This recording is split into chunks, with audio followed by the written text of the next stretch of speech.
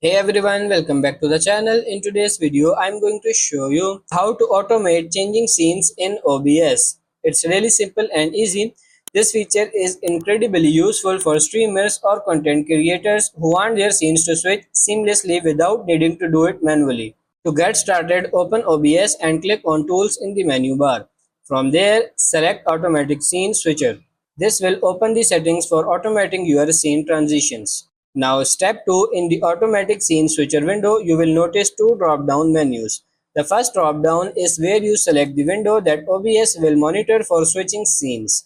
For example, if you want OBS to switch to a specific scene while using a game or application, select that application's name from the drop-down. Step 3. Next, assign a scene to the selected window. For instance, if you are using a game, assign your game scene to this window. Click the plus put button to save the settings. Repeat this process for other applications, such as assigning a Google scene to your browser window. Once all your settings are configured, click Start to enable the automatic scene switching. If you ever want to disable this feature, simply go back to the automatic scene switcher and press this stop.